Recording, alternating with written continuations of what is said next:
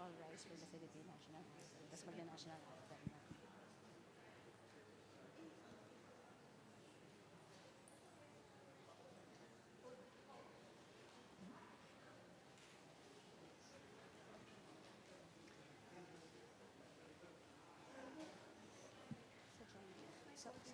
Yeah. Sa Gemma, instead of calling on Jarrell, just call on Mr. Jeremy Barnes for the opening.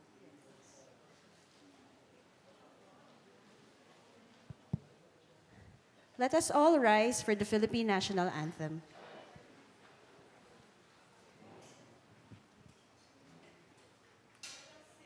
Bayang magiliw, perlas ng silanganan, alam ng puso, sa dibdib mo'y buhay.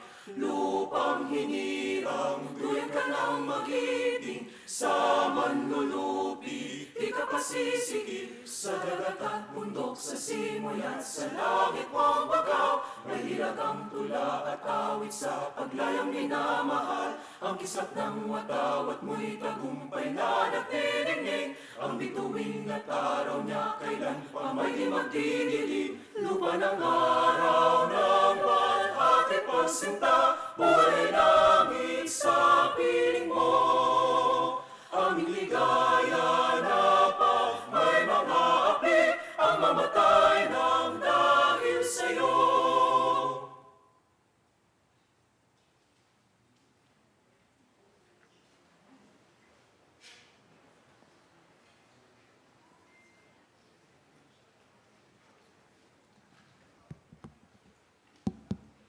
Good morning, ladies and gentlemen. Thank you very much for coming to the first lecture for May Heritage Month.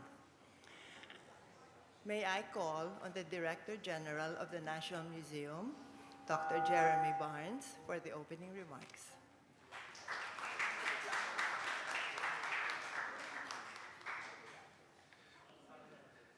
Thank you very much, former National Museum Director Gemma Cruz Araneta. Good morning, ladies and gentlemen, esteemed guests, fellow advocates of heritage preservation.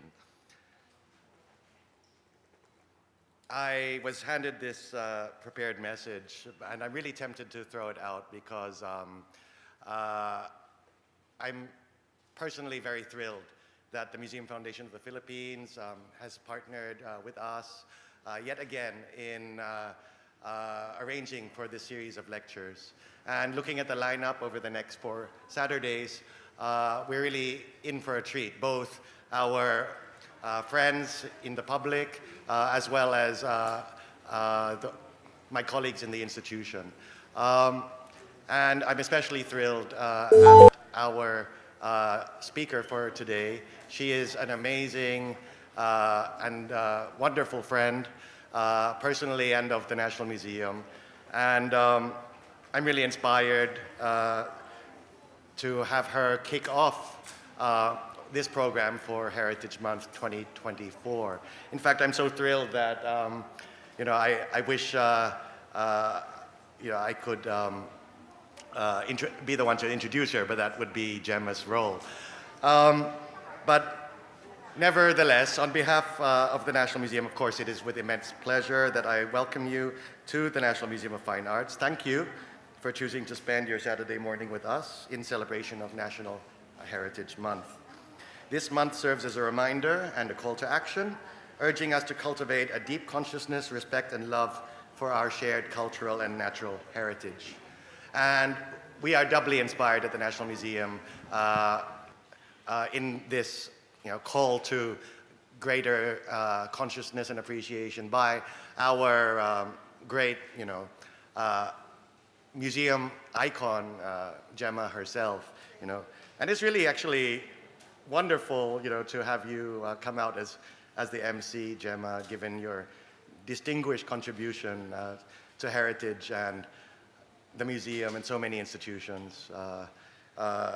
I, for one, am glad that, to join you here and everyone this morning. Well, what better way to achieve this call to deep consciousness, respect, and love than to join forces with our long-standing partner, the Museum Foundation of the Philippines. It is worth noting, if you didn't already know, that the Foundation has been a steadfast supporter of the National Museum for over 30 years, working tirelessly to promote the preservation and appreciation of our culture. So this is a testament to the profound relationship between museums and civic society with concerned citizens such as all of you, our friends. We all serve as custodians of our collective memory, preserving artifacts, artworks, narratives that connect us to our past, present, and future. Museums, as I'm sure you all will agree, are vibrant spaces for dialogue, reflection, and education. And this lecture series, taking place all Saturdays of the month, promises a lineup of extremely interesting discussion topics. Today, we shall explore various factors that play into the conservation of sacred spaces, which serve as repositories of spirituality, tradition, and wisdom, embodying the ethos of our forebears and carrying forward the legacy of generations. Whether these be old churches, sacred groves, or revered pilgrimage sites, these spaces are living embodiments of our heritage, reflecting the diverse beliefs and practices that define us as a people. I don't think I need to, but I do urge each of you to actively participate in today's discussion, share your insights, collaborate on strategies that will ensure the sustainable conservation of our sacred spaces. Thank you all for your dedication to this vital cause. May our conversation on conservation today inspire meaningful action towards becoming a more informed, inclusive, and culturally aware and vigilant society. As I said, we're really in for a treat today. I can't wait for you to get to know our guest speaker the way I did many years ago, and to hear of her really profound insights, her very special experience, and everything else that I hope she will share with us today. And so I thank her in advance for coming out and for doing this. So with that, have a great morning. Thank you very much. Welcome to your National Museum.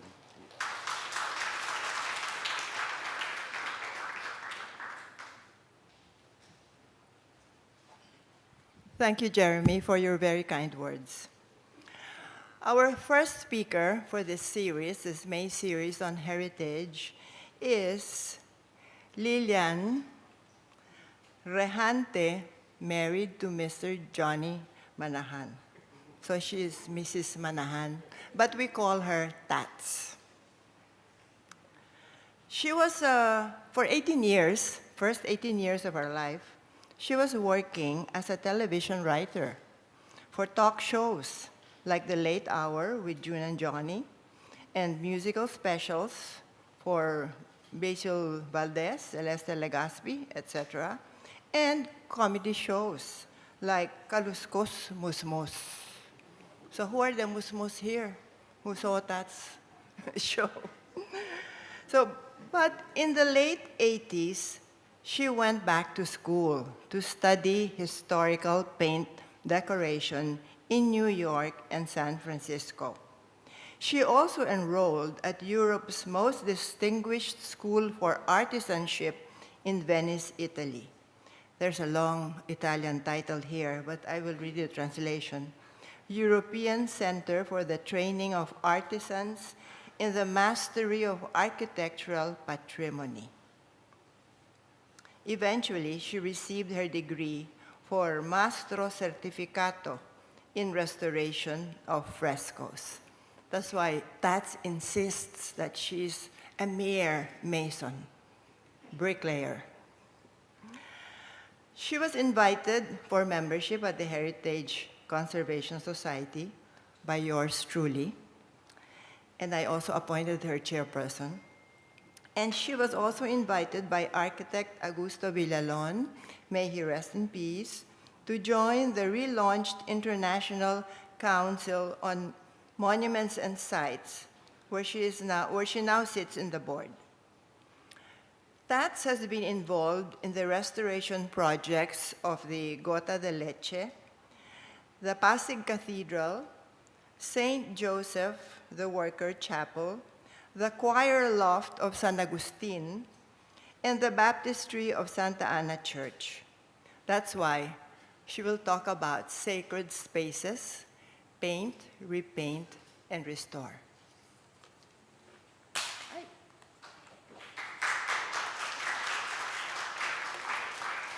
You have the floor, Tats.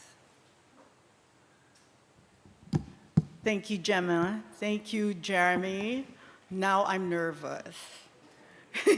You're putting up such a big on my head. So as I was telling Gemma, this talk of mine is not entirely on sacred spaces because I touch on other spaces where there are paintings on walls. So before anything else, I would just like to clarify some terms so that we don't get mixed up in the conversation here. These three words either get interchanged or used as synonyms, but actually they are all different. A painting, for example, is any artwork using any paint medium on any substrate, whether it's canvas, paper, or whatever, okay? Now, when you say mural, it's painted directly on the wall. In Italian, muro is wall. So they call it pittura murale, meaning wall paintings. So it doesn't matter what medium it is, for as long as it's on the wall. Now, the two words, mural and fresco, they kind of get interchanged. They say, oh, Tats, do you do frescoes? No, not here. There are no frescoes here. Not in the Philippines, at least none that I've seen. Fresco has something to do with a technique. It's a very kind of like complicated technique. I mean, that's actually my specialization, but I've had to transform it to just plain wall paintings, okay? Because I haven't seen a fresco here. So more or less, they are the same process, but the technique is very different. A fresco is a wet-on-wet technique. It employs the application of like a minimum of three layers of plaster first as the substrate, and after that, another 3 layers of varying degrees of plaster from thick to the very fine thing, the very fine finish coat. And the paint is directly put on the wet surface. And so frescoes, in the truest sense of the word, once you put the pigment or the paint on the wet surface, it's penetrative. It does not stay on the surface of the substrate. Unlike if you have just a plain paint, it's dry. That's what you call a seco, meaning dry. Fresco means wet. So it's a technique as opposed, because mural and fresco, they think that just because it's big, it's a fresco. No, it's the technique. So, okay. That being said, I'm going to move on, just so that we don't mix up the terms, right? So, I think fresco got interchanged with murals because of everything that we see all around the world, like Michelangelo, Correggio, all these Italian painters who have huge wall paintings. Yes, they used frescoes because that was the technique that was popular during the Renaissance. And that's why they took long. If you ever saw the film of, I can't remember the title, of Michelangelo, where Pope Julian says, "Are you done yet?" And he says, "Not yet." So it goes on for the whole movie until finally he finishes. Okay, I'm done, you know. So that's the story of that movie. Okay. So today I will speak on murals because most sacred spaces make use of murals. So that's big. Again, when I first got on board, they say, "Oh, you're doing the fresco?" No, it's a mural. And, you know, most of our murals here in sacred spaces are done in industrial paint. The retouches, okay? Originally, it could have been done in a fresco. I mean, a seco, meaning dry substrate, because it's easier to apply.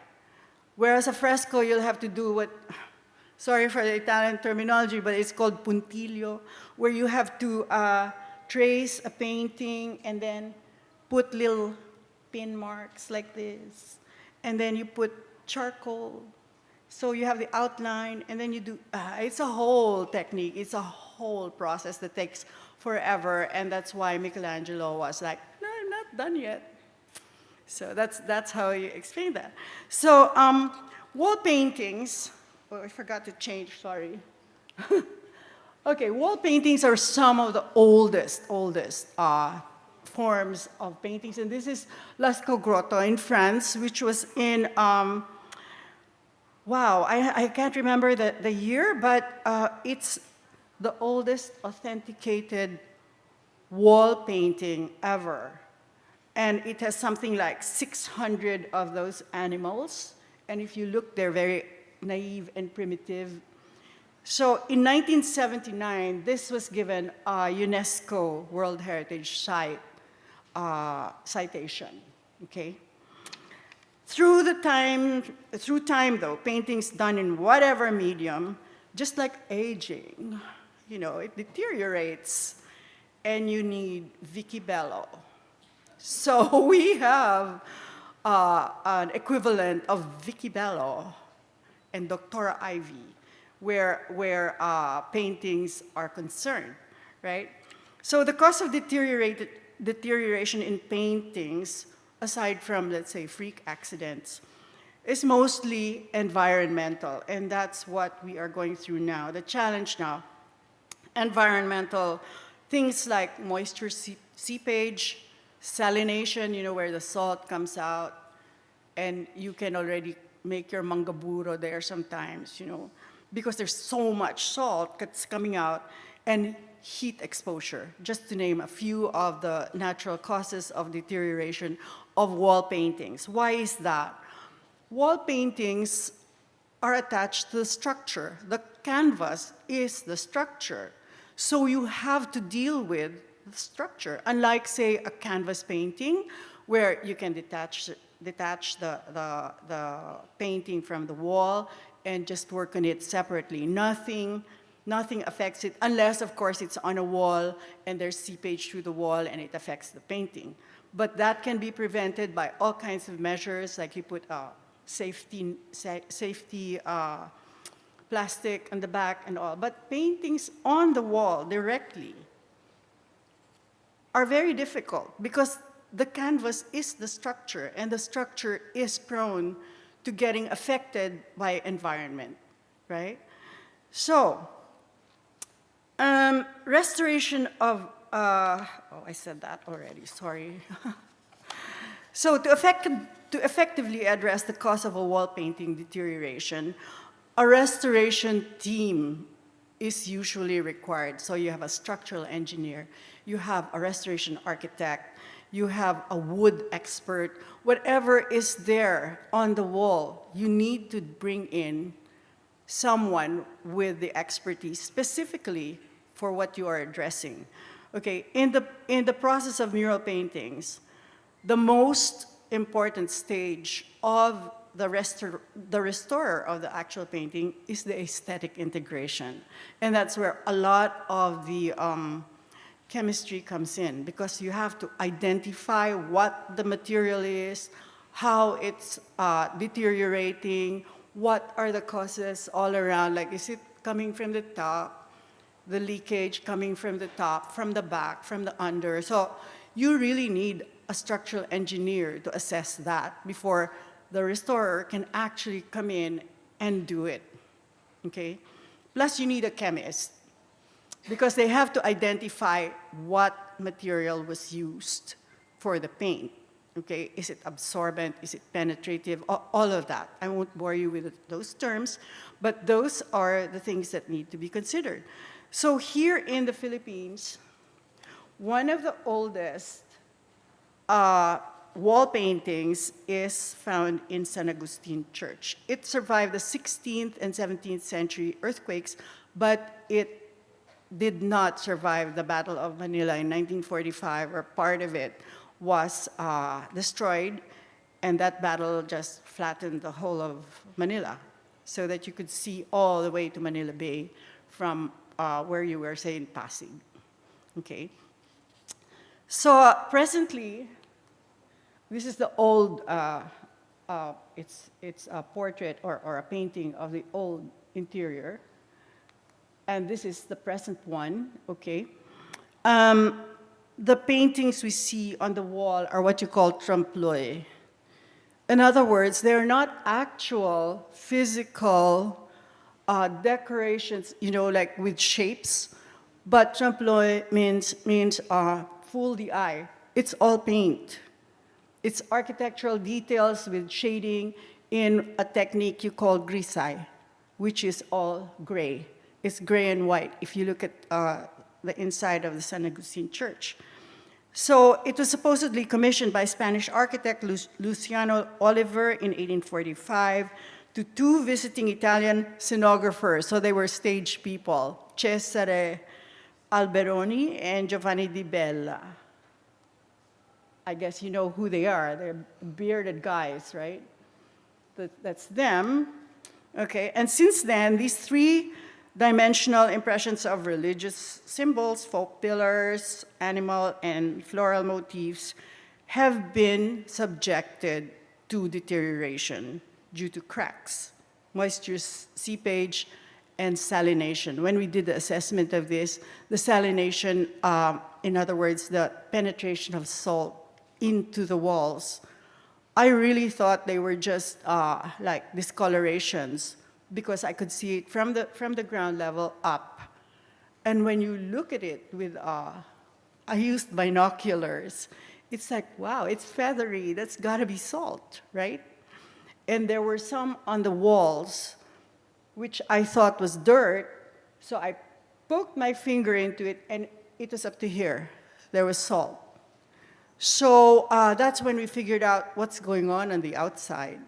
There's something that's pushing the salt out of the stones into the interior, destroying the paintings, because salt destroys the paint. It's eaten up.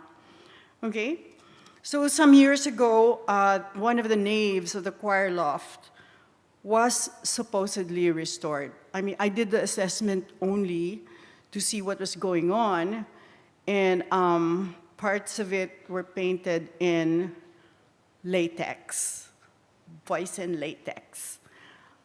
So that's when I said, okay, we have a problem here because we really need to get the original drawing into to do a copy of it.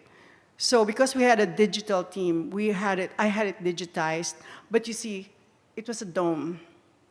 So just to get the details right, I had it flattened first, just to see the details. But actually, the right way to do it is to get tracing paper, the large one, have a team of tracers and trace the actual one. And then, after that, get tons of carbon paper and copy it again on the wall. But unfortunately, that's not what happened because I was no longer in the team. The assessment was done. And I just read online that the restored portions were actually reinterpretations of the original, which when you look at it closer, it has different strokes and expressions. Okay, when you are working in restoration, you are not the artist. In fact, you as the restorer have to pay respect to the original artist by not doing your own thing, but restoring, like putting back to the original what was found there. So you can't sign a restoration thing. Tats Manahan, 2024. No, it's not you. When you restore, you have no persona. You are the restorer. It's still supposed to be Di Bella or whoever it was who did it, okay? So the way it's done when you restore a painting, it's, there are several techniques, I'll go into that later, but it's not about you. That's what my professors always used to tell me in school. When you restore, forget about yourself. It's not you, okay? So, investigating wall paintings these days can be quite a challenge because there are no records. So you have to work with what is there. And the problem always is, what if that's no longer the original, right? So that's what we're always faced with. So you have to look into, a lot of times we have to dig into archives to find the original. And for me, if you can't find the original, then you have to work with whatever is there, right? Without changing it. But note it in your documentation that this is suspected to be a recreation of the original, and because nothing of the original exists, it's restored according to what was there. Okay, so that at least you have a historical background, a historical, record of what happened. So whoever comes after you will know that what you restored was not the original. You don't know what the original, in other words, it's all there, documented, okay? So, one of the more recent projects I had to handle was a more modern mural on a church. Oh, this is Di Bella, and look at their work. I think this is part of the original. This is the new one. We don't know if this is still Di Bella and Alberoni. Probably, but I don't know. We can't tell because there's no original. There's no existing original. By the way, at the back of the organ in the choir loft, there's this huge volute like this that doesn't look like the decoration that's there now. So I'm not really sure, again, there are no records. It's like red and it's this big. And if you're standing on the altar facing the congregation, on the right side, you will see like shades of this huge volute in like gray. I'm so glad that no one erased that. It's still there. So at least there's an evidence of what could have been there. We have no idea what is there. So probably, I'm not sure, I don't want to say this is not original, I don't know, because there are no records, okay? So one of my more recent projects was this one.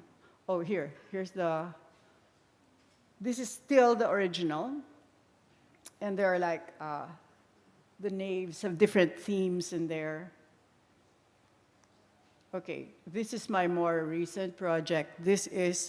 It looks simple, it looks modern, but it's really problematic. Okay, because one of the things that you need to document is the material used. Okay, so the first time I went there, which was in 2016 or 17, I can't know. Yeah, 16. Late 2016, I was wondering, I had seen this painting before in the 80s, and then I saw it again when we went there around early 2000. And then I wrote this article on the artist, Osorio, and that's when I was asked by Bacolod to come and look at this. So at first sight, if you look at it, wow, it looks like it's still in good shape. But once you get into the details of it, you see all these watermarks, all these, again, watermarks, right? You see, I think I have okay, this is our research. The guy in the wheelchair was one of those guys. He was one of the masons who worked on the original. Thank God he was still alive. So we really stormed his brains to see what he remembered, what he could tell us, how things were done, because investigative documentation in this sense is really, really important because there are no records. So we have to rely on these people who were alive, okay? So I'm here with my conservation chemist because I had to do scratch and sniff and give it to her so that she could identify the material, because from the records that I read, the material used was something that no longer exists. It's called ethyl silicate 40. So it's a silicate paint with a very high percentage of silica. And in human terms, it just means that it penetrates into the substrate, and it lasts very long because of the high percentage of silica. And that's the reason why most of the painting looks like it's still intact, but then there were weird markings. This is the artist, Alfonso Osorio. He was the son of the owner. And the only reason why they didn't paint over this because the Sacadas didn't understand what was in their chapel. That's why it was called the Angry Christ, but the real title is The Last Judgment. They couldn't paint it because he was COO, child of owner. Okay, so they couldn't. So, which is good, at least so we have it there. Okay, so my team did this. This is the work of my digital team. I said, look, for us to be able to analyze everything by inch, could you please put them in grids, and we will do how you call this? What do you call that? What's the math term? You say 1A, 1B, anyway, that. So I can't remember what the math, there's a term for it in math. Quadrants there, thank you. Yeah, so we did this, and then each section, like I expounded, and I got a team of trainees in Victorias. They were young artists, because I do believe that in every restoration project, you really have to bring in the community so that they have this sense of ownership. So I got the manangs to clean, the young artists to help me with this, and then I taught them how to identify the colors. I gave them the palette, which was recommended for ethyl silicate 40, which whatever is compatible. So I said, see what you can find here. Okay, each grid, we invented marks, like code marks. What is a streak, what is even down to the bird poo, you know. I don't remember anymore what, I have it in my folder. All of those marks stand for something, whether it's, I know the yellow there with it has dots. It's like it faded. It looked like it was being eaten, and I couldn't understand why. And I'll tell you what I found out over the pandemic, okay, what that was all about. So anyway, this is the way we assessed it. And this is if you look closely, okay, the face of Christ, when the manangs were cleaning, all of a sudden, the face of Christ became jaundiced. He turned yellow. And I was like, what is happening? You see his halo there up. It was starting to powder. And from my documents, my research on the effects of this medium, it doesn't do that. So I said, what? So that's when I scraped some, brought them to the lab, only to find out that it was painted over with what they call tempera. Tempera is poster paint, okay? And I looked around, I searched around in the community of Victorias. Who could have painted this? Guess what? It was the poster paint guy, the one who would, happy birthday, like this. he was assigned by the parish priest to paint over. So, of course, his medium was poster paint. And that's the reason why it's so brilliant, but at the same time, it's powdering, that it could cause not just Christ's face to be jaundiced, but everything else could change color just like that. Okay, so I told the manang, stop right there. Don't touch anymore until we determine how to handle this, because otherwise, yellow, right? There. These are the corners. I'm not sure if you see over there. Sorry, I have no pointer.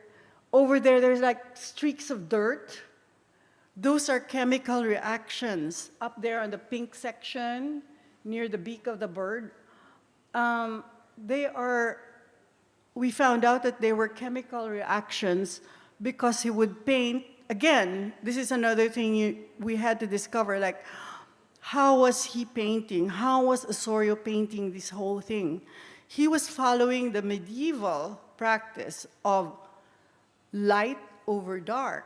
So it had this religious sense that light over dark, dark being the base, and then light on the top, signifying a spiritual resurgence from your sin nature to an enlightened phase of your life. So that's what it meant in the medieval terminology. But he was doing that. Okay? And that's why I was wondering, why are there two colors? Like, underneath the pink is like a green. So there were several sections, I don't know if they're here, but they were all like that. It was two-toned. And that's when I realized, okay, see, you really have to dig into all of these things, right? So this is the skylight. And these are markings of my digital team. It's also the grid, because the painting is floor to ceiling, wall to wall, over, under, 3 beams. It's 100-something square meters, all in all. Okay, so, okay. We will go back to the Angry Christ later. Now, this is another case in point. Our Lady of Montserrat Chapel in San Beda. Again, I'm again on the wall. Okay, and another girl, the one below, she's on the canvas.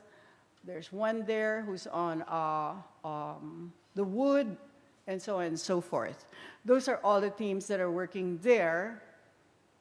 And if you see in the back, there are these domes like this. That's my part, and it's straight on the wall. So this is the whole chapel, and we're just doing sections of it. My part was on the left, you know, where the statues are. And I'll tell you what happened with the statues, like the effect of the statues and the lights on the paint. Here, this one. The Way of the Cross murals, and then the canvas painting on the top. So that's, the top paintings are all on canvas. The one below is directly on the wall, okay? So again, we did a legend for the canvas paintings and the mural, so we know exactly, so that the canvas restorer and myself will not cross paths. So this is your area, this is my area, and then, you know, we have to work, she's on this side, say, she's on this side, I'm here, so that we're not one on top of the other, that her dirt comes on me and vice versa, right? So we have to plan it all the way, that way. Okay, this is my degradation. I said, what is happening here? You know, when you're a paint restorer, you get very familiar with smells. Like, oh, this smells like latex. You know, and like in Bohol, I could smell the latex. I said, it peels. And very secretly, Jeremy, I peeled one section. I said, ooh, it's latex, because enamel's not going to do that, right? But latex, and then there were like incrustations that fell.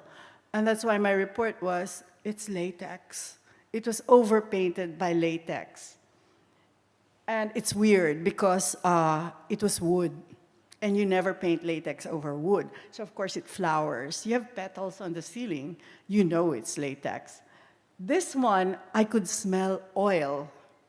Artist oil paint.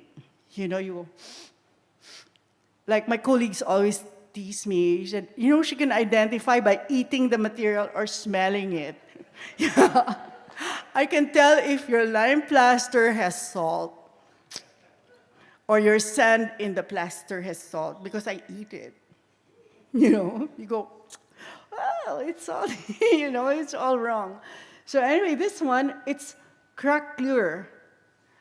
And I said, why will it do that when it's supposed to be a water-based paint? Guess what? That's when I started smelling. And if you remember the picture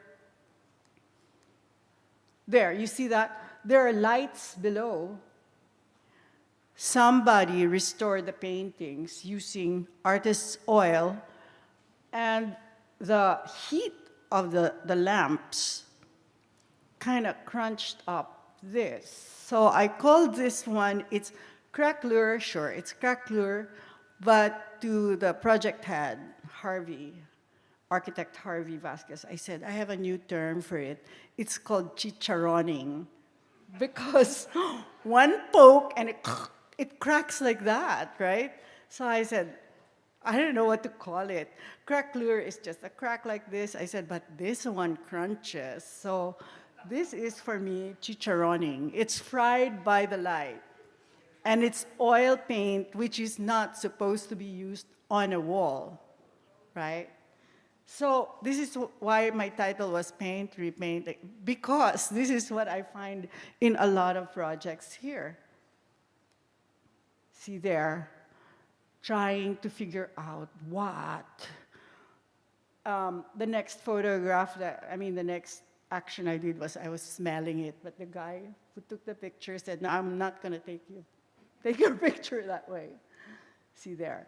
See, and then you see this one, there was moisture seepage.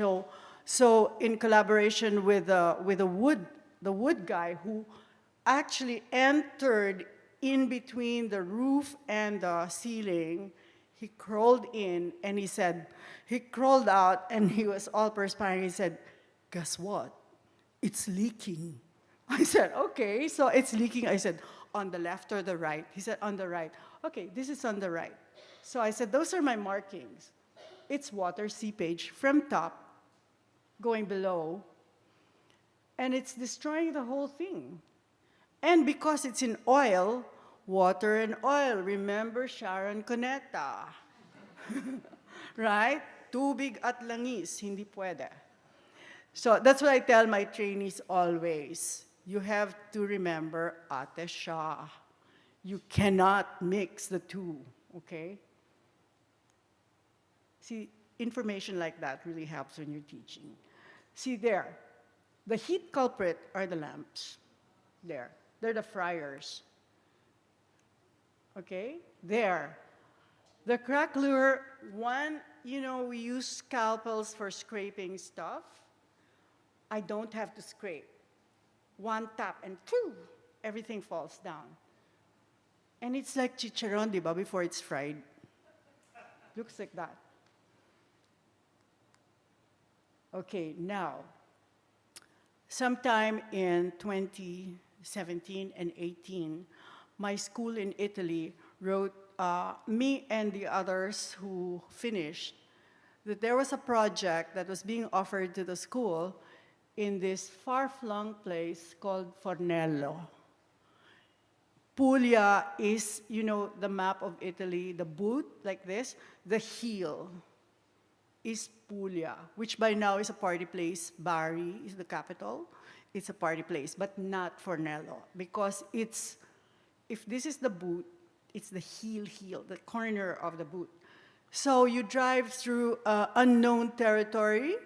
When I first arrived there, like, where are we going? It's all brown, it's all weeds. And so it was in this far-flung place called Fernello. And the organizer of the project chanced upon this cave, which is on a 4th century Greco-Roman landscape, and it's 11th century. So when that came into my mail, I said, wow, I'm going.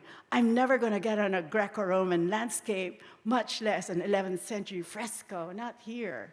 So I went. For a whole month in the sweltering heat, I was frying. I came home with all kinds of heat allergies, but who cares? It was really nice. So this is the cave, and you see all the white stuff, that's all salt and crustaceans. And unlike the salt and crustaceans in San Agustin, which were fluffy salt things, these ones were hard. So I don't know how many scalpels I used in that 1 month, because the team that was called there, they were all like specialists in various disciplines, and we were supposed to identify what was there, because this is where I found out that each cave, wherever well, I'm talking about Italy, they give a title to it, okay? Depending on, because there's a theme. So this cave was like, I didn't know that it was a burial ground until I saw the skeletons. And there were like rectangular holes there, which were the grave sites. Across it was another cave, which is where they lived. So a cave where they lived, a cave where they died. And it's where they died that they had these beautiful pictures. So this is what I first saw. I'm like, what is this? So this is the archaeology team. They had to set up tents because it was just so frying hot. And this is what we inside saw. There were letters. And there were only 3 of us working inside. The archaeologists were working outside. So I was working with a Romanian iconographer, Byzantine iconographer, and then a chemist, and then me, the paint restorer.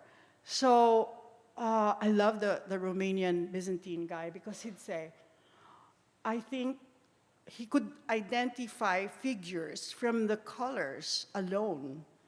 So I said, what are these letters? This one, he suspected it was the Apostle John. I don't know, don't ask me why. And then on the left, he said, I said, there's like a foot. It looks like a woman's foot, you know, after you make kut-kut there. And I said, there's something red. So she must have been wearing red. And all of a sudden he says, go to the left side and scratch some of the salt, and let's see if there's a jug. Okay. So I did, and there was like the bottom of a jug, and he says, that's Mary Magdalene. I'm like, okay, so why? You know, she's red. There were 2 domes, two arches like this. On one side, I said, okay, we know that there's an angel, and then he told me, scratch here, there should be a woman in blue. So I said, okay, fine, and there was a blue thing. So I said, so what's this? I said, the Annunciation, that's Mary? He said, yes, and this one, he said, this is the second coming. He rose from the dead. And who was the first person to see him? Mary Magdalene. And he said, what did she say to him? That I knew. Rabboni. Yes, that's her. So you have the first coming and the second coming. The resurrection. That's how he identified, just by color. You know, by now I'm sure he's unearthed the whole thing. Okay, that's us. That's where we found the skeletons, the archaeological team. See, they don't have clothes on anymore because it was like 38 degrees, like dry heat. But inside the cave, it was only 20 degrees. And I had to wear a long-sleeved shirt but it was dark, so that's why we had all of these. And that's the Byzantine iconographer, Romanian. He's scratching off stuff from a figure which he identified as John. So if you have the Annunciation, and then you have the Second Coming, and then it turns like this, and then he says, this is John. And the letters, I'm not sure if I have it here, V-E-R came out. And I said, okay, so vero, vera, truth. And he goes, yes. So this is John. And I said, okay, so the book of John in the Bible is on the deity of Christ. It's all proving that Christ is who he says he is. So he said, okay, so scratching some more, that's what we came up with. And when we go to the, I don't think I have it here. Oh, this is more bones. There were tons of bones. Okay, this is the cave of original sin, which is very close. This is already unearthed, see? Just to give you an example, they named it the cave of original sin because the story that unfolded on the walls were about the Garden of Eden, the serpent, Eve, getting betrayed by the serpent, etc. And even their exit from paradise wearing animal skins. So that became the name. So when we found the final etching or the final evidence of a drawing, I saw a chair. It looked like a throne. And there was a man with a crown. So the iconographer said, what is this all about? I said, okay, that's Christ seated on the throne. Revelation 22. He goes, okay, he was Greek Orthodox, and I'm, so we both agreed that, okay, so the title of the cave, until it's approved anyway, it's called the Cave of the Deity of Christ. Because everything, all the drawings that are depicted there lead to that, because it's Christ seated on the throne. So you got to know your Bible too, as reference material. Of course, I had it with me. And thanks to Google, you can Google. And then it tells you the verse. Okay. And that's the whole theme. See how glamorous everyone looks? All sticky, dirty. Okay. One of the places I had to go to was the Scrovegni Chapel in Padova. Now, this is very famous because that's where you find the famous blue of the artist Giotto. It's called Giotto blue. Very particular. You see the blue there. This one is amazing because it's 95% deteriorated, and the restoration of it was 95, okay? 95%. It took them years to do this. But the blue, I don't know exactly what the mix is, but it stayed. See, this is the Italian team that was restoring at the time we were there. See, there. Degradation culprit, it's microclimate. If you see the whitening of the walls, those are things, penetrating water from the back. So that had to be dealt with by putting sealants on the back, on the exterior walls to stop the deterioration. After that, that's when they restored the blue. And the ways of restoration are not ye old painting. There are several techniques I'll show you later. See there. The blooms, again, eating into the painting. Can you imagine? The whole chapel was like that. Okay, this is one way to restore. It's called tratteggio. When you have fine lines applied in sottotono, one tone lighter than the original, that's what it means. Sotto is below, tono is tone. So it's one tone lighter than the original. Why? With all due respect to the original artist, you need to show which one was the original, and you go below, one shade.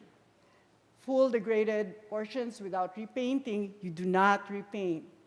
Or painting using, you have to use a reversible medium. Okay? In other words, something that can be corrected. In this sense, it was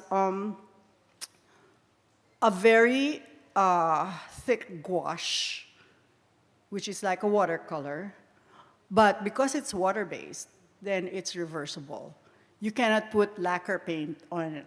You cannot use lacquer paint or enamel for a restoration job. It's always something that can be changed, just in case in future times something else can come up, right? So you can erase it. This is the Giotto blue. And just imagine all those figures there, they were all degraded because of microclimate. Okay. I'm sure you remember this, famous. It was all over the newspapers. It was called Ecce Homo, Behold the Man. And the story goes that there was a very well-intentioned lady who couldn't stand it, that Christ's face was all deteriorated, so she took it upon herself to do it. So Ecce Homo, Behold the Man, became Ecce Mono, Behold the Monkey. Okay? That's her form of restoration. Of course, it really raised a ham and a haw with all of these people, you know. There, you see the before and the after. So I wrote here that because the gentle yet suffering face of Christ was formed to a face that looked like a monkey, the mural was retitled Ecce Mono, or Behold the Monkey. Because of the global uproar it caused, the failed restoration became a tourist attraction for 57,000 tourists in March 2016, and it generated as much as 50,000 euros that helped fund a home for retirees. Okay? The untrained but well-intentioned restorer, Cecilia Jimenez, or Spanish, no? Cecilia Jimenez, gets a share of the royalties, which she uses to help muscular dystrophy clinics since her own son suffers from that condition. Okay, so that's the end there. She's a distorter with a kind heart. That's her. And that's the end of my presentation.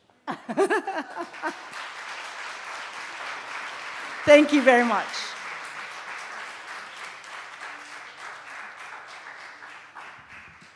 Thank you very much, Tats. Wow, that was a complete education about, art and restoration. I think we should take Tats around the Philippines, introduce her to the parish priests, right? So that they will know at least about the terminology. I didn't realize that these were so refined. So perhaps I should stop calling the Botong Francisco struggle of the Filipino people mural, because it's a painting, right? A big wall painting. All right, so now we are going to have two reactors to the marvelous presentation of Tats. The first one is Dr. Carmen Bettina Bulaong. She's an architect specializing in architectural heritage conservation with more than 20 years of experience in this field. She studied architecture in the University of the Philippines in Diliman and pursued an MA degree for restoration of monuments and sites at the Escuela Nacional de Conservación, Restauración y Museografía in Mexico City. She holds a doctoral degree in environmental science from the University of Shiga Prefecture in Japan. She is the current president of the Escuela Taller de Filipinas Foundation, which is in Intramuros. Our second reactor is a board member of the Museum Foundation. He's architect Michael Angelo Liwanag. And, he's the trustee of the Museum Foundation and a former trustee at the ICOMOS Philippines. He is also a member of the ICOMOS International Scientific Committee on the Theory and Philosophy of Conservation and Restoration. He worked at the UNESCO World Heritage Center in Paris and was part of the technical working group that wrote the Philippine Heritage Charter. He holds a master's degree in Peace Studies from International Christian University in Tokyo and a bachelor's art degree in architecture from the University of the Philippines. So will our two reactors please sit down here? And Tats, could you please join them? So,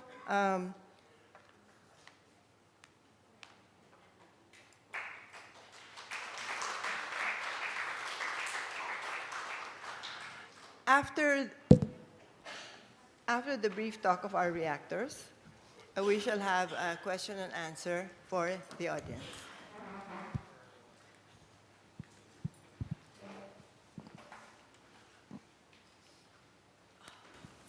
Wow, pink.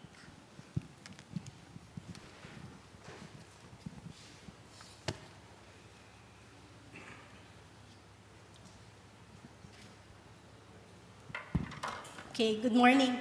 It seems ladies first, no? Thank you very much for the invitation. It's really quite an honor to be, I don't want to say reactor, because who will react to the work of such a renowned restorer for paintings. But I am honored to be here, Ms. Tats. Anyway, the talk, the lecture was really quite enlightening as well for me. Case in point, as you said, there are a lot of cases here in the Philippines where we do need your expertise, because I find that, you know, in my exposure in a lot of the projects of Escuela Taller as well, or other entities around the Philippines, we still lack the, how do you say, the expertise, the practice of doing sufficient scientific research in order to restore properly. Many cases that I've seen, you know, we tend to make all these little mistakes, but the impact of those mistakes are really quite unspeakable, or unspeakable, in the sense that, for example, we hire people thinking that they would be able to restore certain, you know, works of art. But as you clearly make a differentiation, no, between an artist and a restorer, that happened in many of our projects in the past, where we hire, for example, an artist, but an artist is not necessarily a restorer, and vice versa. You're correct. So I think that's an important point that we need to keep in mind when we do restoration work. There are certain people that are skilled differently. That's why, for me, it's really an interdisciplinary field. The other point that you made during the last part of your talk was about the importance of iconography in our work. I have not yet seen any academic course here in the Philippines, not even in the University of the Philippines, where we also teach restoration. There is no course about iconography. And I find that it's important because we're not able to identify these things as you've done on field, right? So it's quite a good thing that you had an iconographer with you, within the team, right? Who could identify just based on colors. In our training abroad, we had to study Christian iconography, and there was also the Mesoamerican iconography. Those are two different things, two different courses. And so for me, we're still lacking in those kinds of, it's important to teach those because we can make a mistake of identifying, figures, important characters in our history, in our religion, churches especially. No? So these are things that are important in our work, and I hope that with your examples we can continue, to give attention to these things. These are little things, we may take them for granted, but the impact of making mistakes because we don't know, it's really great. So thank you for your talk, Ms. Tats. I really appreciate the lessons that we've learned from you. You're welcome.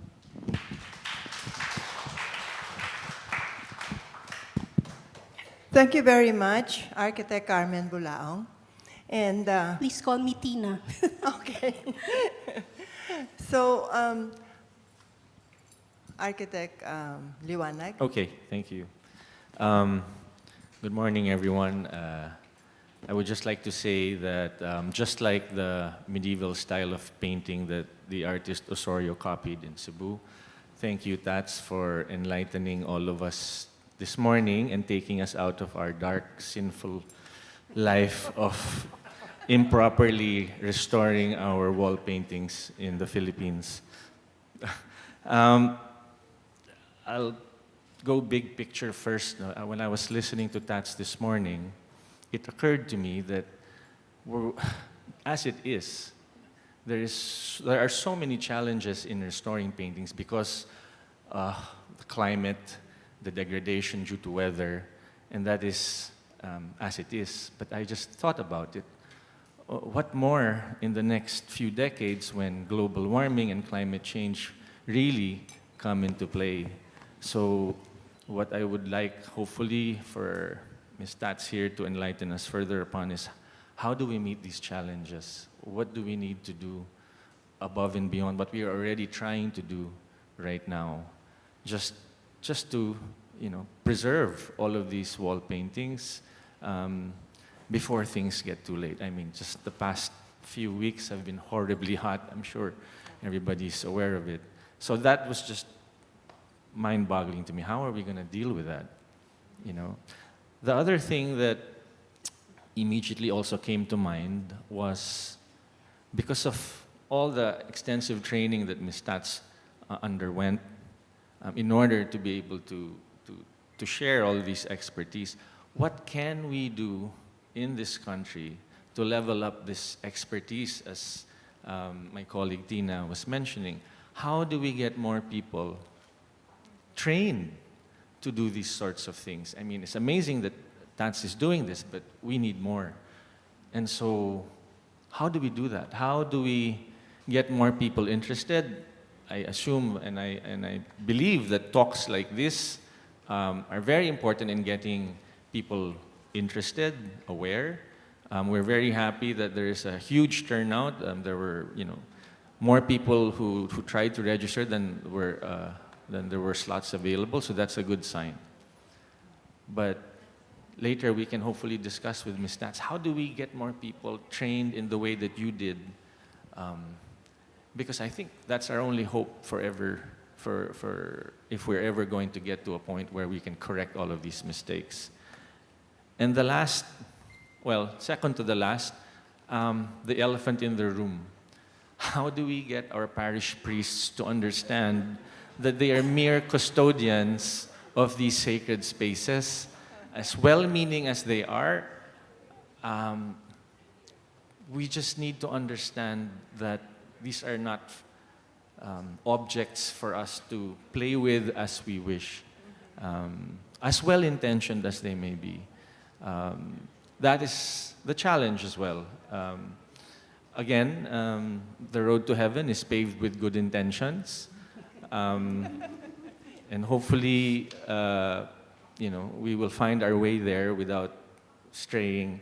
Sorry for all these religious connotations.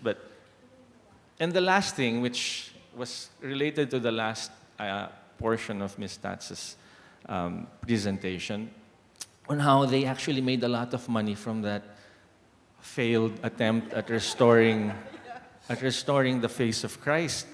And I'm thinking, oh my God, we can actually make a lot of money in the Philippines if we make this our tourism objective, which is wrong, right? We don't want to do that. We want to make sure that tourists come to our sacred spaces for the right reasons. And it's a myth that heritage, that there is no money in heritage, right? I mean, people assume that's a dead investment. Why take the time? Why spend money on preserving? That's not true. As you may know, and as hopefully you will agree, all of these World Heritage sites, these famous tourist spots around the world, are usually heritage places. These are what people want to see. This is where they spend money to go, and the local community in those areas benefit from all the money that pour into these places. And so we want people to come to our sacred sites in the Philippines for the right reasons. Thank you again, Tats. Thank you very much, Architect Liwanag. Well, you mentioned, I think, Tina, and you mentioned about training. We don't have that type of training that Tats was lucky enough to have about restoration. Early on in the Heritage Conservation Society, we found out that in the faculties of architecture of the universities here in the Philippines, they did not even give lectures about heritage. No, this was in the early 2000, right? When we became more active. So the faculties of architecture or engineering did not really bother about heritage, and they considered it the work of the fine arts people. Like restoring the little borloloys there in the buildings.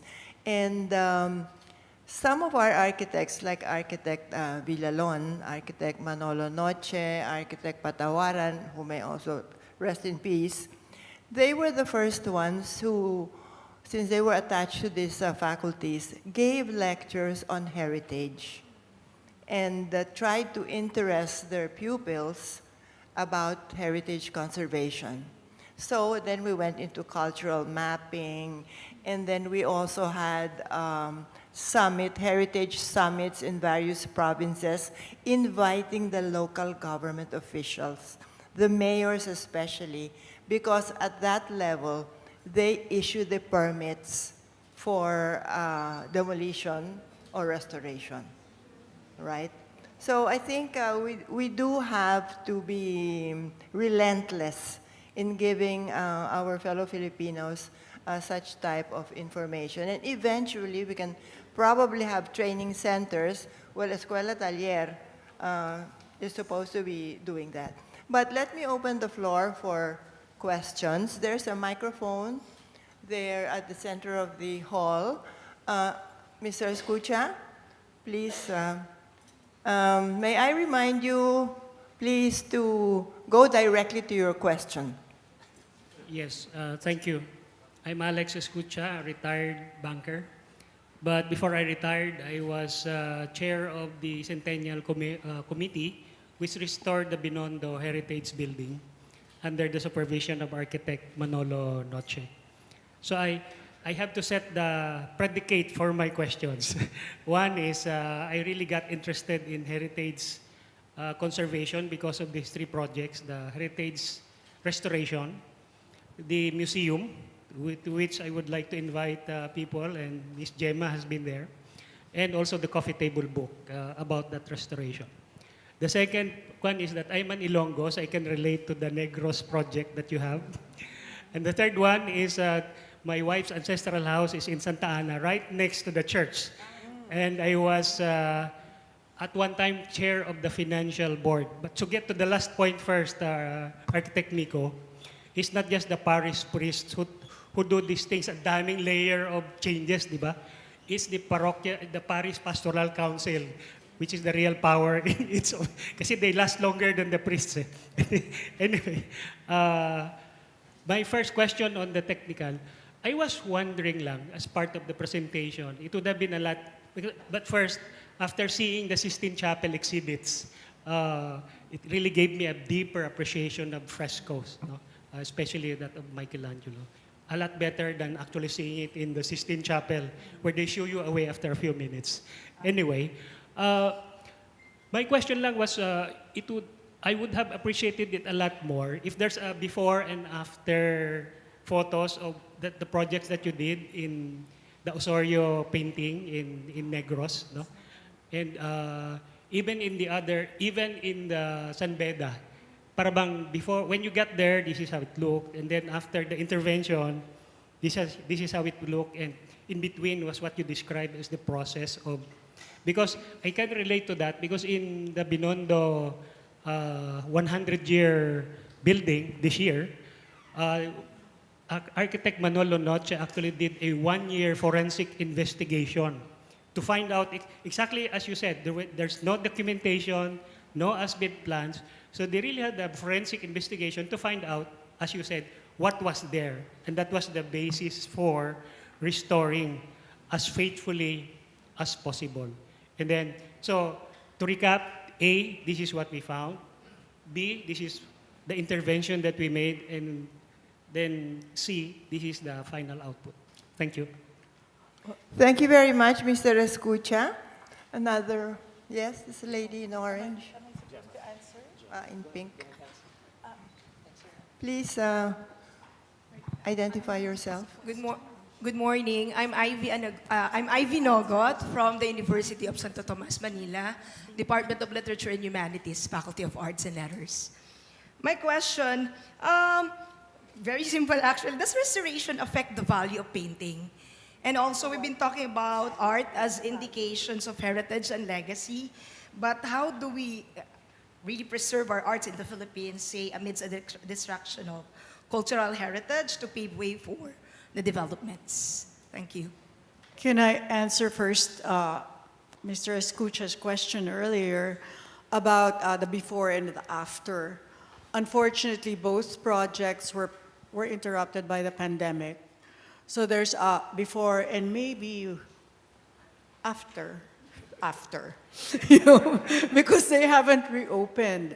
I guess both projects lost money. Like I know Victoria's has closed for now. I mean, so although the LGU, thank God, Congressman Francisco Benitez is very interested in continuing the project. So he's called me several times about it, and he said, "Sir, our budget has gone higher because of the pandemic, right?" So that one, and then the one of San Beda, the same. Also, so in San Beda, I told them, don't touch first. Like when in doubt, don't touch until there's further investigation, because if we touch more, things are going to fall off. You know, so we have to have yet that group discussion as to how to approach the solution. And mine's only one. That's only the painting on the wall. There's still, during the pandemic, the canvas painting blew off. So Mrs. Anyares, who was the one in charge of the canvas, had to go there all masked, you know, because she had to fix it, that the canvas flew off the frame. And it was wet, the painting was wet. So in answer to, what's her name? the lady's question. What was it again? Sorry, could you repeat your question?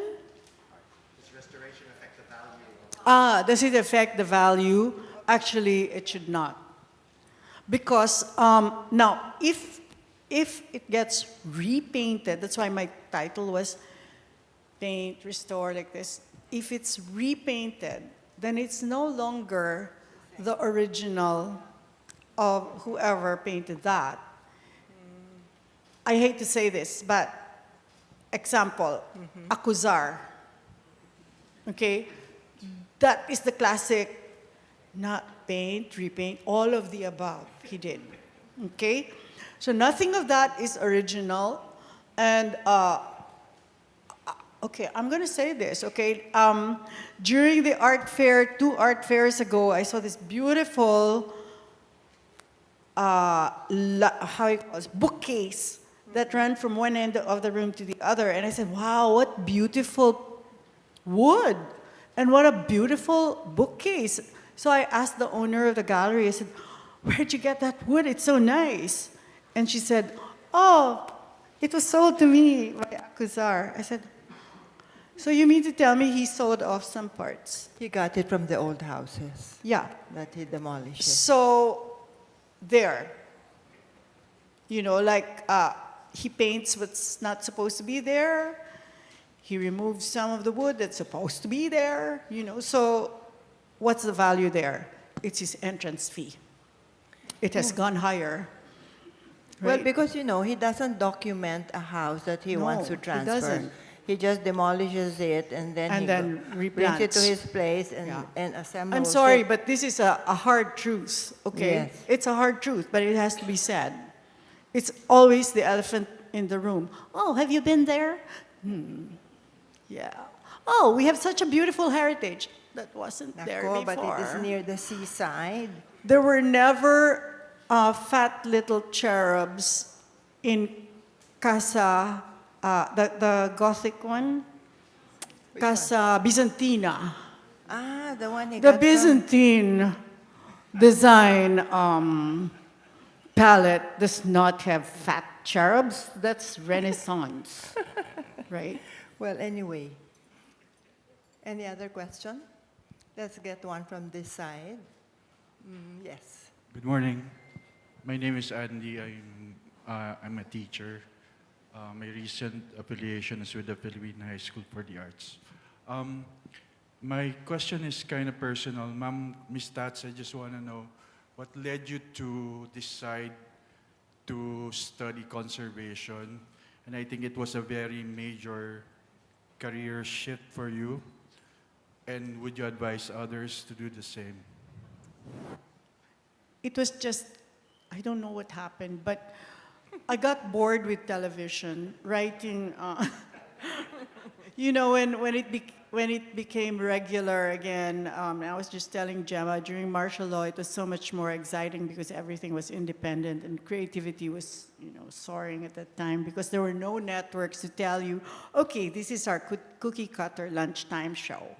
And all you writers have to do is say, thank you to my sponsor, to my makeup, to my, you know. So I couldn't do that. You know, I graduated with a degree in television, so I decided, okay, I'm gonna just take a sabbatical here and paint my house. So I started painting the house, and then I saw in the magazine the name of this surface decorator in the Bay Area. So I called my friend there, and she said, yeah, she's very famous. So I wrote this lady. It was not even email yet, it was fax. And she sent me all the material, and I said, I have no experience in this. Yeah, sure, I've taken art stuff. But long and short of it, I went there, and I liked what I saw, and she liked me, and she said, come back and finish everything. So that was surface decoration. It's revival historical decoration. So when I finished the whole course, I started wondering, if this is revival, where's the original? So quite coincidentally, I was reading New York Times, and there was a feature on this school, in Venice. And it said there that a lot of restorers cannot practice unless they have, going to the education side, master's certificate in artisanship. It's not an academic citation, it's not. So very curious, I went there and I said, okay, I'm gonna take one course. It sounds tough. And it was tough because the teachers there are what you call mastro professori. In other words, they were masters of their crafts. And you can look them up on Google. All their names are there. Herr Habermann from Germany, Mario Fogliata from all of these. It's like, oh my. You know, and they just tell you their projects. Oh yes, I handled this. The other one even restored the Libreria de Oro in Venice.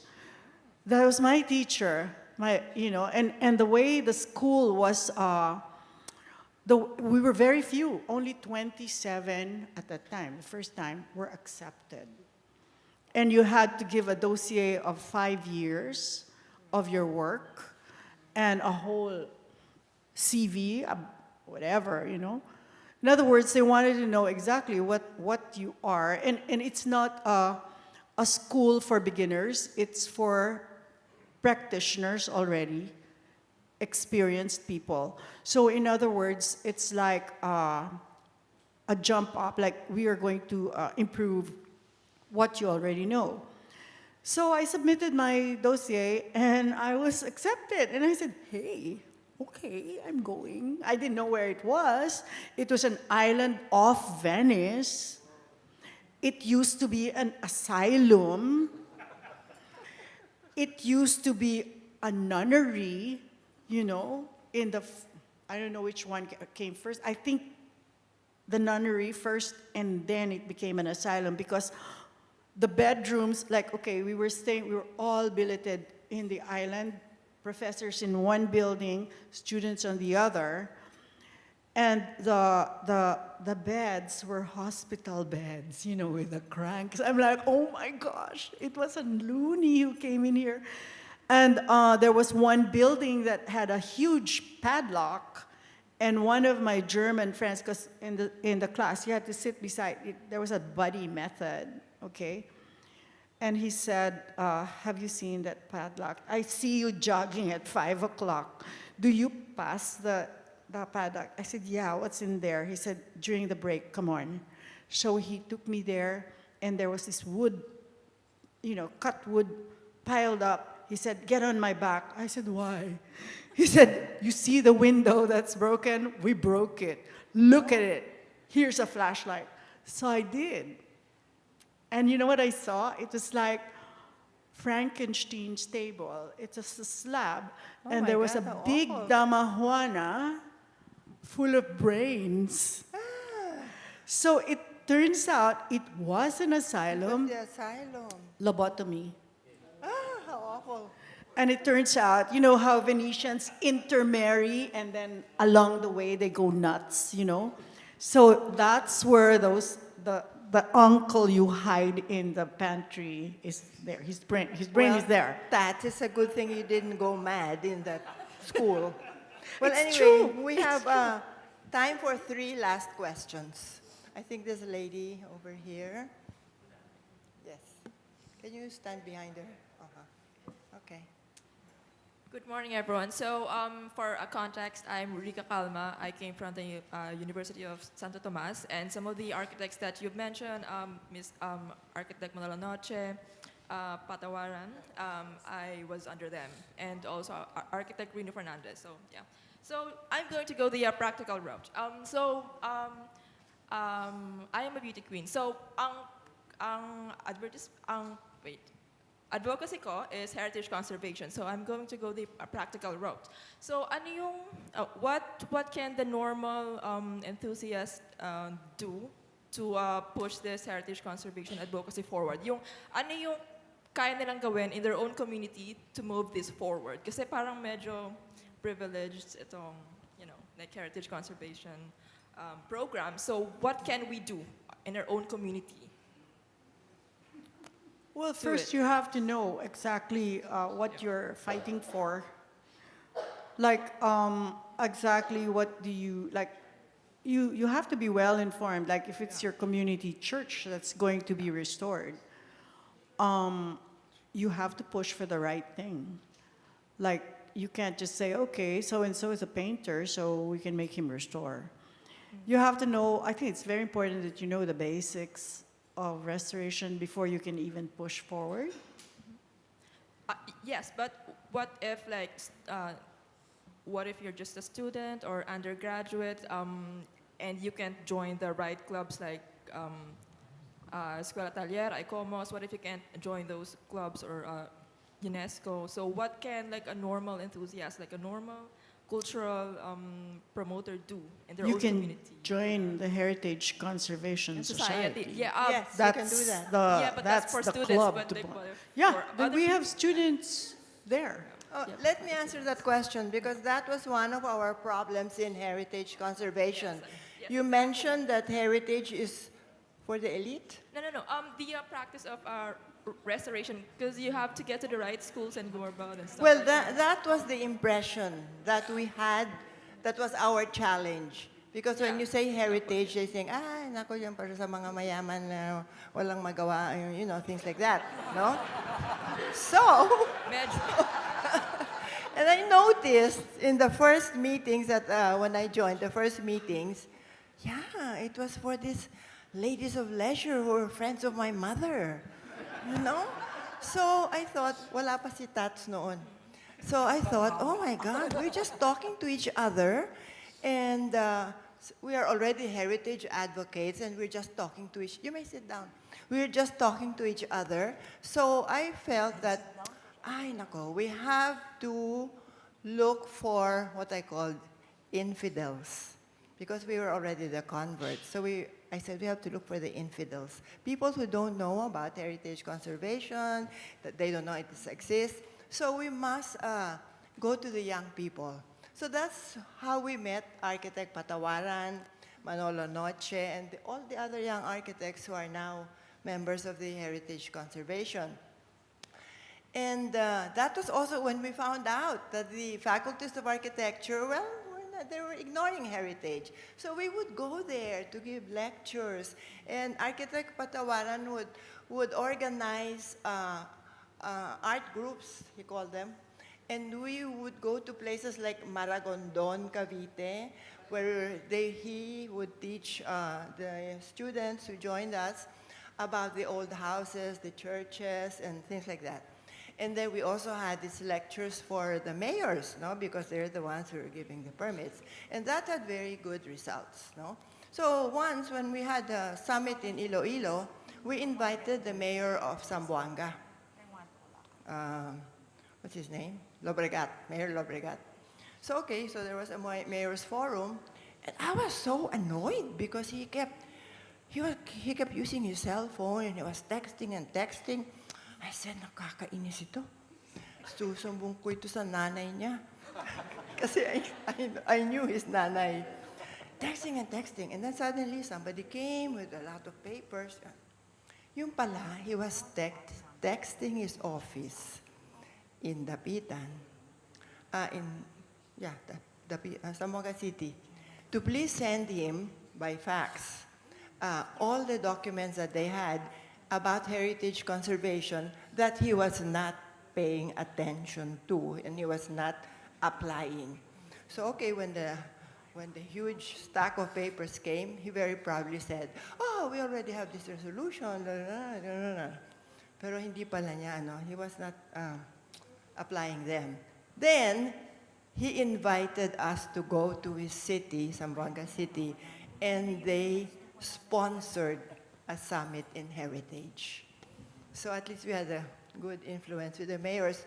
We should do that again, Tats. So this gentleman has a question. Answer.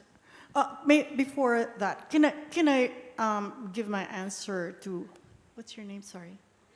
Rika, yeah. Okay, the problem here in our country is that no one wants to get dirty. No one wants to get down and dirty. Everybody wants an academic a diploma. okay? So it's all theory-based, etc., etc. Mine is a masteral certificate, meaning I'm a manggagawa. I get myself dirty, get down and dirty. I eat lime, I eat salted river sand to see if it's real or not, right? And if it's too salty, I spit it out and wash the sand. See, these are the things that you need to know. It's not just a glamour job. Oh, I am a restorer. I can write documents. I can do this, I can do that. Right? No, get down and dirty. Then you see. A lot of the stuff that I said here was experiential. The only other person I know who gets down and dirty is Christian Aguilar. Will you Yeah, please we have stand very up? similar backgrounds. That's why when we talk, we were both in Escuela Taller. When we talk, it's about the material girl, the material stuff. Christian Like, Aguilar, there. please stand up and identify yourself. He's the son of Alcuaz. His father's an artist, but His father's he's a national an artisan. artist, Yeah. Aguilar Alcuaz. Gem, Yes. may I just quickly, Gemma, just quickly add before our next question comes in? Because that's that question that our lady from UST mentioned. I went through that when like you were mentioning, back in the day, there were no courses on heritage conservation. There were not even classes, let alone degrees, right? So I benefited, when I was looking for a thesis topic way back when, I benefited from somebody introducing the idea of what about this particular project? Nobody's touching it, it's very difficult, it's about heritage, do you want to take it? So what we can do now, what I try to do is encourage a lot of my students or thesis advisees, even if the theme of their projects might not be heritage related, but there's always an angle that you can come up with to make your project heritage related. And if we can encourage our young students to take on projects in school, whether they're classes in heritage conservation or not, but if you can come up with some kind of school project, class project related to heritage as early as now, high school, college, then we're on the right track. Thank you. So wait just a minute, because this gentleman has been waiting. Thank you very much. Actually, this is not a question, but... Your name, please. My name is James Yonko. I'm from Malabon. Actually, this is not a question, but a kind request, and maybe there's a divine intervention. I was sat beside the mic to tell this. So, Holy Week was just concluded, and last April 5, I initiated a post in Facebook, Advocates of Heritage Conservation, about the deteriorating painting in Paete, Laguna. So it's a mural painting. I'm not a native of Paete, but the only connection I have with that church is it's Saint James. My name is James. So I posted I initiated a post, and Jaime Laya and I think your sister Lisa Guerrero Nakpil joined the conversation. And up until now, that mural and painting is already deteriorated. The restoration has not been started, so maybe you're the best person to... We were called to that. Right after pandemic, I was there. And prior to that, I was there with Christian. Right, Christian? A few years ago, we were asked. But no one followed up. And then, again, more recently, I was asked to go there with architect Miko Manalo, but no follow-up. So, yeah, I have to agree, it's really deteriorating badly. It's disappearing. But who is doing what? There's no one. Based from Miss Lisa Guerrero Nakpil, it was already Mr. Aquino of National something already initiated it. So I just wanna my way of standing here is I hope for people here is just to create awareness that before it's too late, we have to act on that heritage paintings of San Cristobal? Sir, we are aware of Well, so many we deteriorations. have to remind Lisa Nakbil, Yeah. my half-sister, by the way. There was somebody here. Sino ba yung nauna?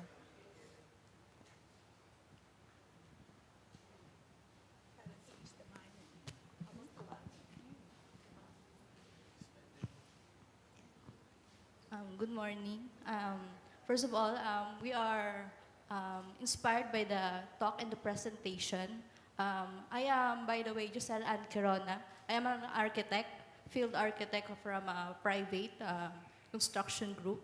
I am also from Bicol University, Institute of Design and Architecture, a graduate from Bicol. So, representing the young architects of the Philippines in behalf of them, I'm actually nervous right now, but my question is, what advice would you give to aspiring architects that would venture to heritage conservation in pursuing a career in this field?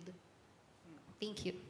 Maybe just we should just ask, recently, over the pandemic, I was invited to speak for a chapter of UAP, and they made several presentations, and I noticed that there was a very scant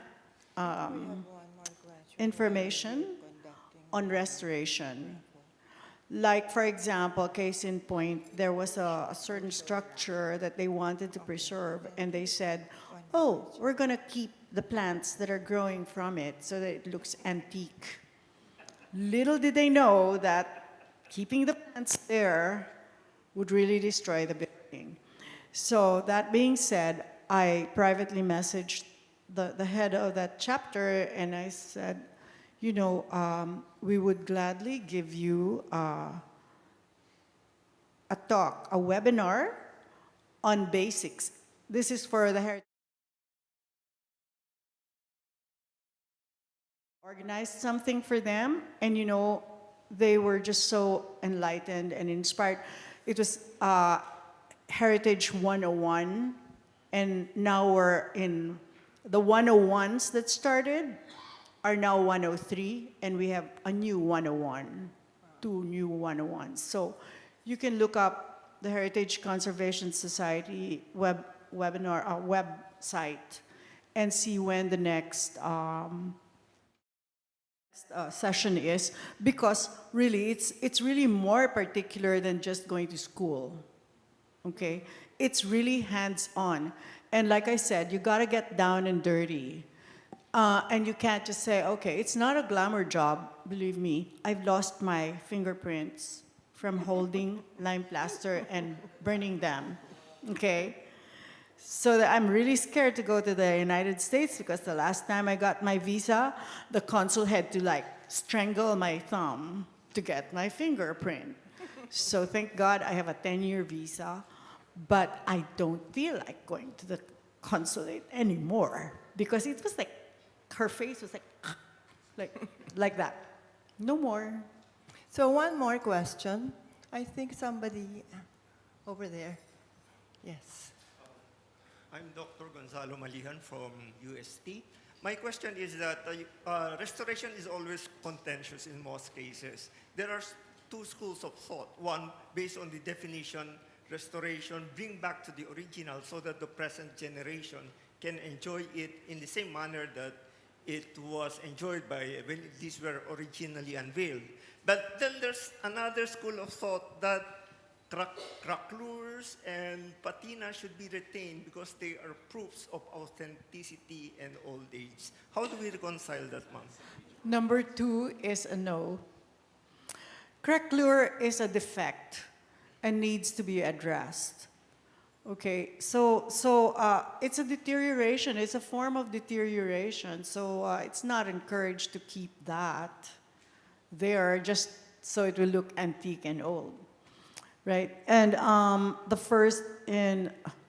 first question was, to keep the original. Okay, it will depend on your assessment.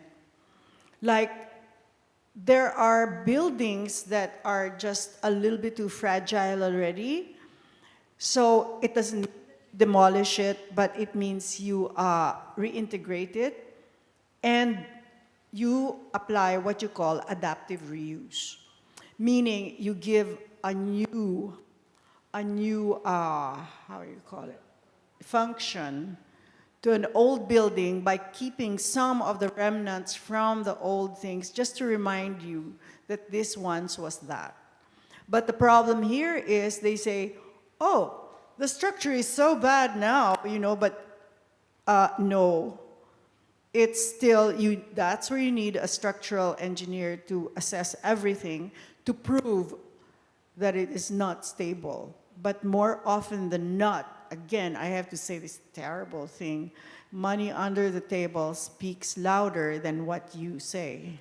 Okay, so that's where it goes. So it gets demolished even if it's not supposed to be demolished. Case in point was one Meralco, which was fine, but it was demolished, and now it's a parking lot with nothing in it. And that's the first air-conditioned building ever in this country, and it was demolished. And Was it was, that the one with the Monty yeah, mural on the Francesco facade? Monti sculpture, 4.5 meters high, called the Furies.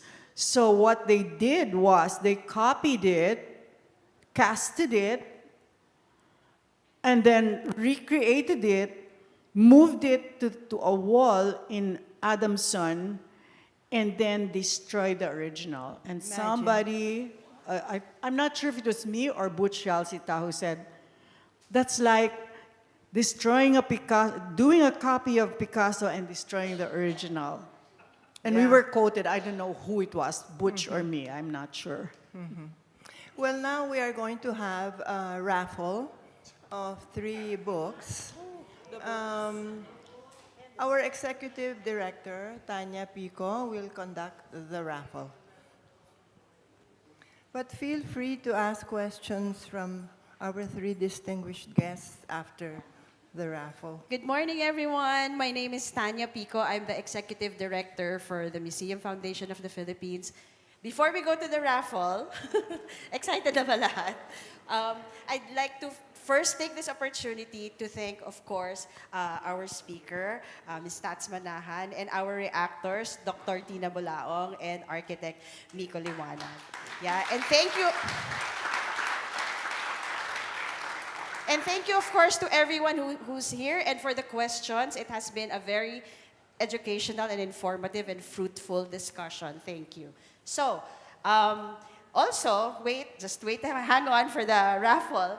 We would also like to thank Limang Siglo. A while ago, there was a question on how we can get involved with heritage preservation.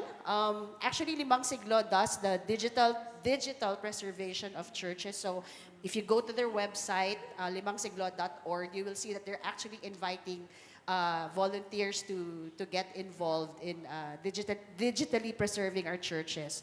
You can start with that, and who knows where you can go from there. Also, just a reminder, next slide, please. Next slide, please. Yeah, so everyone in the audience will be getting this certificate. But before that, make sure, please, that you are properly registered over at the entrance. Make sure we have your email address. We will send this to you via email, and make sure we have your correct name. Again, before you get that, next slide, please. You have to first answer the feedback form. We will be sending this to you, the QR code, and also the link.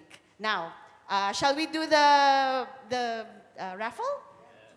So, Miss Gemma Cruz Araneta very generously donated these books. You want to tell us a little something about your books that were displayed a while ago at the reception?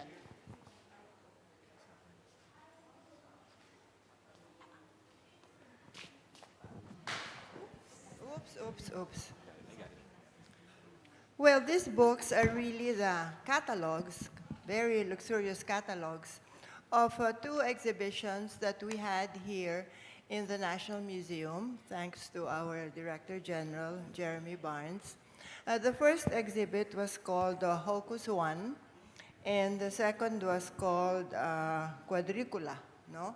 And these were really quite unique because each painting had, I would say, two creators, no? There was a painter called Guy Custodio. By the way, he also restores paintings in churches. And he did the painting. But the concept of the paintings were done by a lawyer who is also a historian, Attorney Sol Ofilenia. So it was quite a unique collaborative work between the two gentlemen. Sometimes they would fight, sometimes they would agree on a point. But anyway, we came out with two exhibits. And after that, Attorney Ofilenia donated some of the paintings, no, that you can see in the Department of Anthropology, National Museum of Anthropology, and also in this building. Okay, so here are the very luxurious catalogs, which we will raffle today. So how do you raffle? Yeah. Raff, there. So, sige, just go ahead.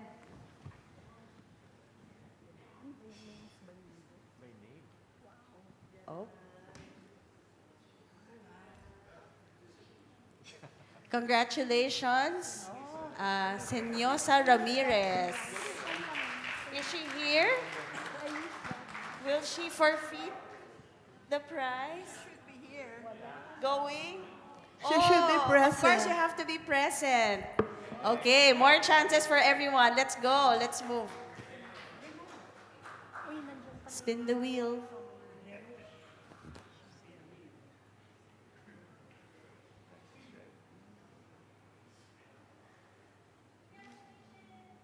Congratulations, Hannah Sheen Sodela. Okay. Awesome.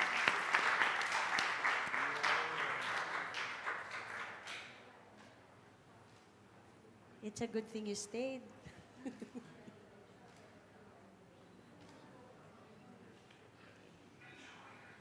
Next prize. What's the next one, Gemma? Quadricula. Quadricola. Yeah. Okay, spin the wheel.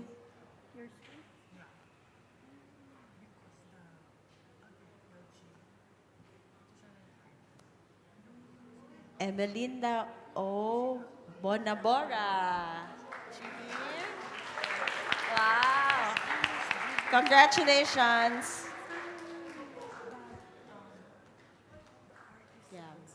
So before we spin the wheel on the last, but definitely not the least prize, the least book, we'd like to hear some last few words from our reactors and our speaker. Miko, would you like to start? Just a few words before we close.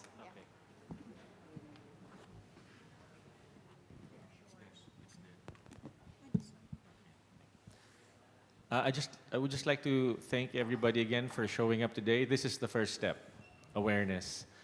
Thank you to the National Museum, Director Jeremy, for hosting us. What an appropriate venue for this talk. Let's spread the word. We have social media now, which can be our ally in spreading the importance of preserving our cultural heritage.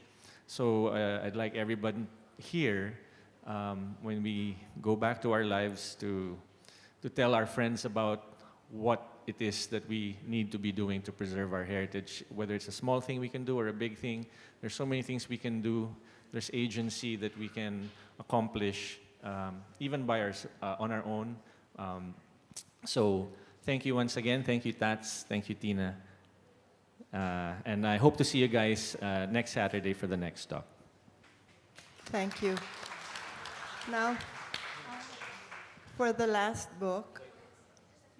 Oh, okay. Oh, sorry. Go ahead. Okay. Thank you for the opportunity again to thank everybody. Perhaps I can just say, heritage conservation, you can probably relate it to a very expensive car. And this car would have several parts to make it run. No, so it could be the under chassis, it could be the pistons, it could be, the doors of the car, the body, etc. It's a machine that works because of all the different nuts and bolts even play a very important role, however small they are. So maybe we can leave this auditorium later thinking, which part are we?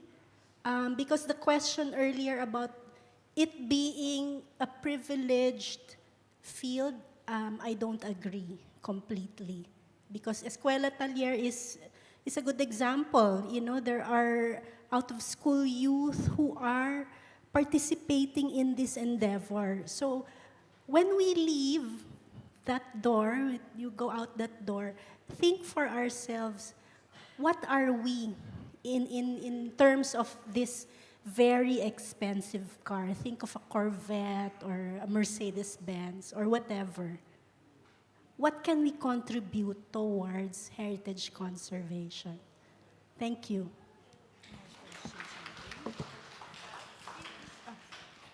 Okay, thank you so much for listening to what I was saying. And I hope I came across simple enough. Miko was just a little bit kind of stressed that I'd use all kinds of terms. But no, because for me, conservation, restoration, this is all part of a life. It's part of your life. It's part of your heritage. And you need to understand it the way it is meant to be understood, okay? And on a practical level, and then get curious, like, why is this thing the way it is? And I think that's what drove me to take courses in this, because I got very curious to the point where I would follow my teacher and eat the sand. But it really makes sense because salt is ruinous, so you gotta know if it's there or not. But it's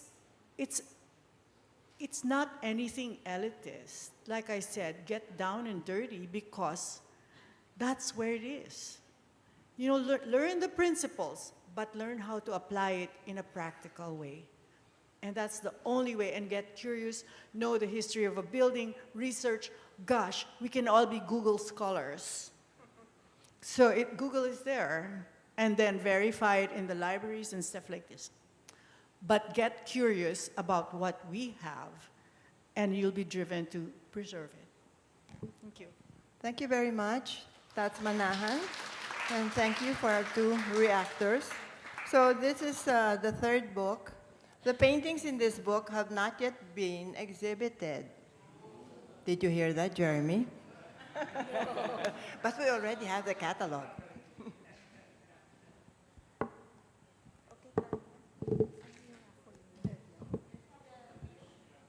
For the wheel.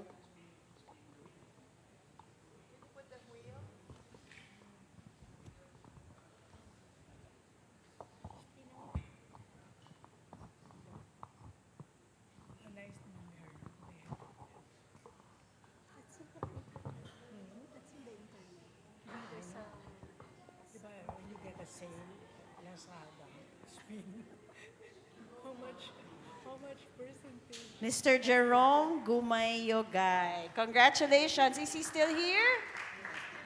Baka may chance pa. Oh. Fortunately for everyone in the... Oh, there he is. Oh, congratulations. Somebody at the back said, wala na, wala na. Wishful thinking. Congratulations. So again, thank you everyone. Thank you to the National Museum of the Philippines, Director Jeremy Barnes. Thank you to all our speakers and our reactors. And of course, thank you, Gemma, for moderating today. Thank you. And we hope to see you next Saturday. Next Saturday. 3 more Saturdays to go. Thank you.